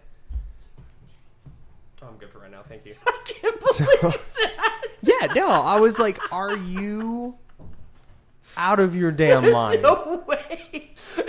If it was about puppies instead of fighting, Like, I don't, it was crazy too, because like going into this, Infinity Ward, which is the guys who originally made the Modern Warfare series, who are making this one, they even talked about, they're like, we're going to push the envelope with this game. Now, Infinity Ward has talked about that they have removed stuff from the game that, like, it wasn't just people with IGN. They were like, we don't feel comfortable with that being in the game. Like, there is a game, there's a part in the game that they removed where you overhear someone talking about child molestation. right? Like, straight up. You know, like there's a part in the game where they're like collecting people up. Again, I haven't seen it because it was a closed door thing, but they're collecting people up, and you can overhear one of the guys saying like, hey, "Make sure you get the younger or the little girls because the boss likes the young ones." Right. Like, that's fucked up. You know, like, I'm not saying that like I would necessarily be bothered by that, but I can understand why they removed that, because like that is right on the edge for me. It's No. like, do you really want to like bring something like that into a video game? Well, you know? here's the thing. It is realistic. I'm not saying it's not realistic. That shit happens. It is. And it is a double-edged sword, and I understand, but like there's a point where you start pushing that envelope, and I think one of the main reasons they probably removed it is because they did not want to get that AO rating. Yeah, but you know what, man? Like this game, oh man, Homefront. Did you ever hear about Homefront? I did hear about Homefront. That Yeah. game came out during like the PlayStation 3 days. Now, that game didn't get very good reviews. I enjoyed it. But to me, it was about the realism of it. To me, though, it felt about the way it must feel in a wartime situation. There were people that were really, like, they got gunned down. You know, it's like a hostile takeover invasion style game. And you would watch people get executed in the street, you know, like, and it was rough to watch. But I imagine, I mean, I've never been in the military or anything, but I imagine that it's a lot like that. And guess what, man? If we're talking about a game that's about war and or fighting and having to kill people that are trying to kill you first, don't be a little bitch about it. Yeah. And like, I wonder honestly, when people put reviews like that, like if there was a non-violent, oh god, you're gonna make me laugh. If there was a what did you say? Non-lethal. If there was a non-lethal mode on this game, it's like, did that guy think that he was like gonna impress somebody by saying this stupid shit? Like, I don't know. You know, it's like, was he like interested in some kind of a girl that's like this social justice warrior or something? It's like, I know how Yeah. I'm gonna get laid. I'm gonna I'm going to talk about how the new Call of Duty game should have a non-lethal mode. Like, shut the fuck up, man. Man. Go play Care Bears, you little bitch. Like, I don't have any sympathy for that kind of shit. Get the fuck out of here. Well, yeah, and you know, like I said, like I understand like that side of the argument, but like when, like I get why they took that part out, you know, because like if you have a panel of like, let's say there was like 600 people on the panel, Yeah. right, and like 500 of them came back and said like, hey, like that line about the little girls was like pretty messed up, like you probably should think about removing that.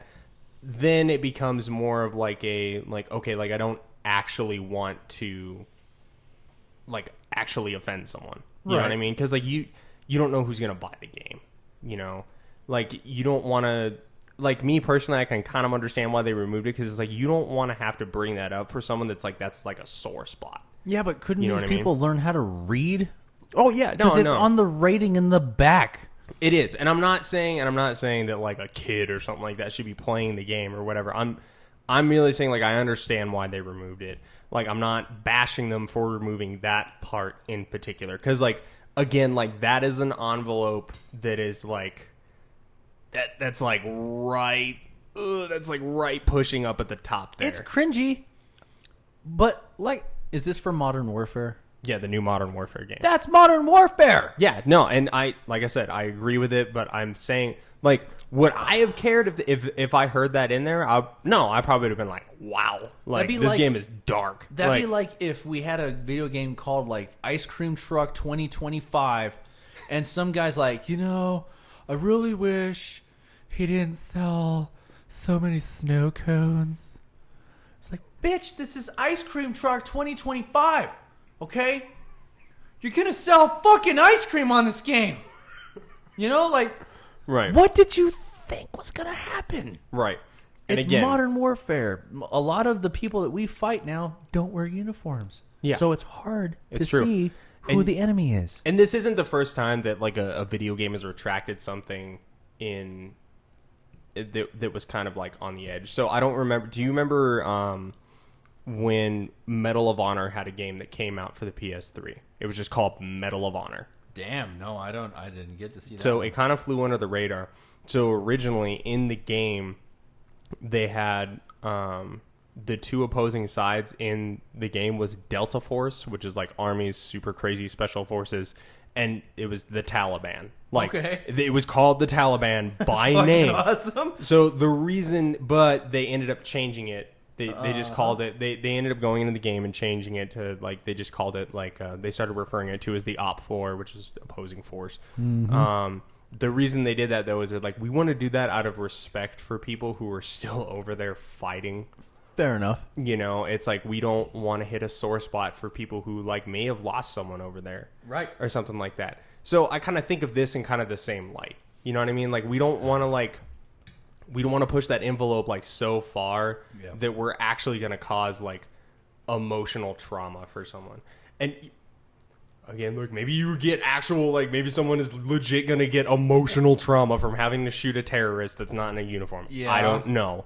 But again, like I understand why they removed. I kind of look at it like the same thing there. I know, but- it's kind of a respect thing. I'm kind of a dick. Like, I know this. And about I understand myself. where people are coming from when they say that. They're like, okay, well, that is some real shit that is happening in real life. It is called Modern Warfare. Yeah. And it's like, and again, if I would have heard that line, I wouldn't have been like, oh my God, and like shut the game off and never play. I probably would have just like, I probably would have been like, wow, this game is dark. Like, this game is really dark. Yeah. And, even Infinity Ward talked about, they're like, we are not, they said we are not afraid to pull punches on this game. And a lot of people are calling them out saying like, you guys pulled a punch. And I'm like, I don't Yeah. really see that as pulling a punch. I see that as doing something as a favor to someone who may have gone through something like that. Cause that is like, that is some real shit. I can't imagine what someone, like how someone could go through that. Right. Like that is like some next level, like people get PTSD, like real PTSD from a situation like that. Absolutely. I'm sure. And I understand why they took it out, and I'm totally okay with it. Okay. Again, would it have upset me if I'd heard it in the game and I was playing it? No, I probably not. I probably would have just been like, wow, I can't believe they just said that. Yeah. Well, You and, know. I actually have really dark humor myself. Like, you can ask some of my friends. I've actually said about some of my own friends, in the post-American world, I think I'm gonna have to kill that person. Yeah. Speaking about my own friends, because they do some shit that kind of concerns me sometimes. Yeah. And it's like, it's not like I'm sitting there like going like, all right, the world's ending in a couple years. I can feel it. And I'm going to kill you. Yeah. I know I'm going to have to. It's going to be you or me. Like, no, I say shit. I have a dark humor to myself. So Yeah. that also makes it so I'm not quite as sensitive to certain things. Right. I do empathize with it. I'm sure like, man, that's fucked up. That would be crazy. Yeah. But it doesn't take sleep away from me. Yeah. Yeah. My thing is like, yeah, if you're more prone to being affected that much by something like that, dude, don't play a game called Modern Warfare. Yeah, and that is also kind of the argument to it is like no one is like you don't have to buy the game. Nobody's making you buy it, dude. Yeah, Nobody at no all. No one else. And again, like I said, I understand why they did it. And if that's the only thing they take out of the game, then cool, whatever. I respect that. That's very fair and balanced, Bryce. That is a very fair and balanced thing to say. If that's the only thing they take out of the game, We'll then see. yeah, I'm fine with that. You We'll know, maybe, and you know, they've already talked like, because I mean, they're like, Infinity Ward has outright said like there are scenes in this game with child soldiers. Right. Like that's some real shit. Yeah. That's something I don't think I've seen in a video game before. And again, that's very modern warfare. That's something that's It is. actually happening. And they talked about how they slowed the game down and it's more tactical and like all this, like these really big changes. They're talking about how they added like bullet drop to the game and people like lost their fucking mind over that. They were like, oh my God, it's going to be realistic. What are we going to do? I'm like, don't play it. I won't be able to hit something from 300 yards away anymore as easy. Yeah. It's like, you mean I can't shoot a straight line with a pistol at 1,000 meters and still hit my target? It's like, no. No, you cannot. No, you're going to have to play Star Wars if you want to do that. Where there's lasers. Yeah. So, you know, if they're going to push, and I think at this point too, like Infinity Ward can't back down because they've already said like this game is really dark. You know, they've outright said it. Like Infinity War? Infinity Ward. Infinity Ward. Yeah. Okay. So, and again, I mean, like, and also too, like, people were like, I can't believe Call of Duty is doing this. It's like, you idiots have clearly never played Modern Warfare 2. Ever. I don't, have you? No? Do you know about the infamous no Russian mission in the campaign? No. So, there is a mission in Modern Warfare 2 where you are playing as an undercover agent in this, like, Russian, like, terrorist cell, right? And the mission starts off with you in an elevator, right? Okay. And you're riding up in the elevator, and then all of a sudden your gun comes up, and it's a big old machine gun, right? And your buddy or whatever looks to you, and he's like, remember, no Russian. And the doors open up, and you are in an airport, and you mow down, like, probably 1,000 people waiting in line at security. Holy shit. Like, that's some dark shit. That is some real shit. I'm not saying that actually happened, but I'm saying, like, terrorists do shit like that. Yeah, that's true. And, like, I remember when the game came out, people were, like, trying to get this game, like, banned. Like, they were like, this is too much. Like, you can't be doing it. And they eventually, what they ended up doing is they ended up making the mission optional, right? So they're saying, they're like, if you cannot, like, mentally take playing this mission, there's an option at the beginning of the campaign to be like, do you want to play the no Russian mission? Yes or no? Crazy. You can say no. And That's crazy. if you say no, it will skip right over it. It'll still be in the game universe, if you know what I mean. Like, it'll still show up as it happened. You just don't play it. Yeah. Damn. Yeah. So, you know, that is something that Infinity Ward has dealt with in the past. And even with the original Modern Warfare, they dealt with that a little bit. Okay. You know? So it's not... I understand where people are coming from, where they're saying, like, yes, that is going to make a lot of people uncomfortable. I feel like Infinity Ward could have gone a different route and said, like, okay, like, well, do you want, you know, have a little option, like, have a little warning. Modern Warfare has very graphic content in it. Do you wish to display this content? Yes or no? You know what I mean? I feel like it's going to get to like an old Aqua Teen Hunger Force episode where they were discussing, what was it, like propriety and what was acceptable to see on a show. And it got to where, like, instead of violence, when somebody got their head shot off with a shotgun, instead of blood coming out, it was a rainbow that came out, because that was a lot easier for people to process. Mm-hmm. You know, like political correctness and stuff like that. Right. And I know that show did that because of how much they probably were wrestling with, like, the PR guys every week. Yeah. You know, like, you can't do that, man. That's crazy. You can't put that on a cartoon. They're like, yeah, we can, and we will. Yeah. You know, I feel like sometimes that's what they're going to start doing. Like, and it's happened throughout the years. Apparently, when Mortal Kombat was on Super Nintendo, Nintendo was like such a family-based company They couldn't handle blood being knocked out of someone's face when they got punched in the face, which is pretty logical. If you get Yeah. punched in the face enough, probably a little bit of blood's going to fly. Or a lot of blood. And they turned it into sweat. yeah. Kind of stupid. Yeah. You know, so And like a lot of people, I see this argument a lot where people are like, well, the new Mortal Kombat game has like some of the most gruesome fatalities you'll ever see in a video game. fucking duh. I'm like, yeah, it does. But from my perspective personally, the way I see it is like, that is fictitious.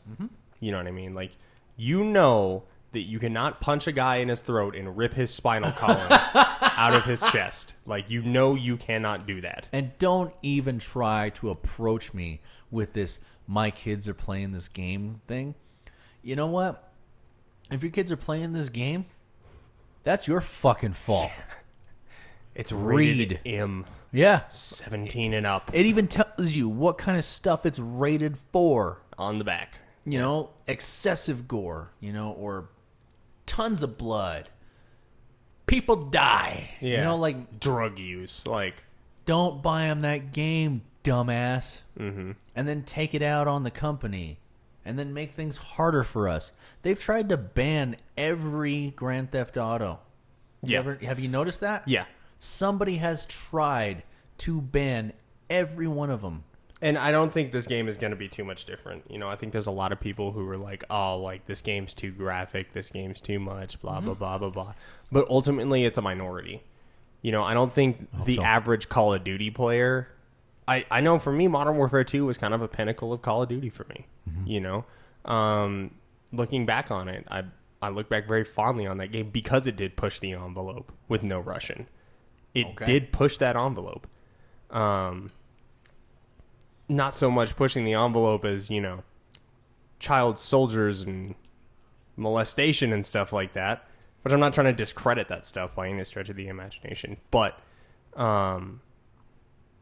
that was what Call of Duty was known for back then, is pushing that envelope. I'm like, how much can we put in a video game? So I don't know why people are surprised by it.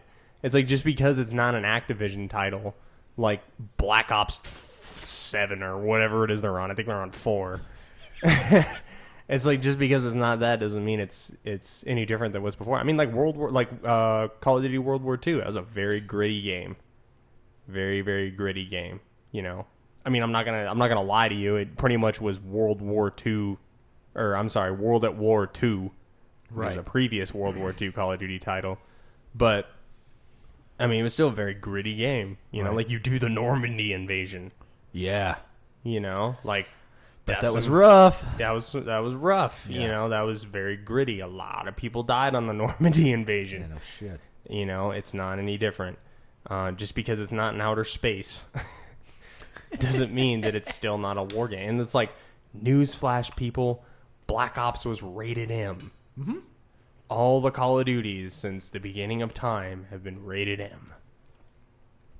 Like I said, man, I don't have anything else to say about that. So, I don't feel sorry for you. If you don't like it, don't play it. fucking do something else. Yeah. And leave my shit alone. All right. Well, anyways, I think we beat that dead horse. Death again. Death. All right. I don't got anything else, do you? No, I mean, this was fun, though. Yeah. God, yeah. I miss this. Dude, we're on almost 2 hours right now. That's fine. They're getting you guys are getting your not money's worth on this one. Yeah, hopefully you'll be able to forgive us for the radio silence. Oh, yeah. All right. Well, I hope everyone has an excellent week. It's Wednesday for us. Hopefully, I should get this thing uploaded soon. God, I hope it's soon. Yeah, really. So, Me too. anyways, Me too, dog. until next time, you guys have an excellent night. Woo!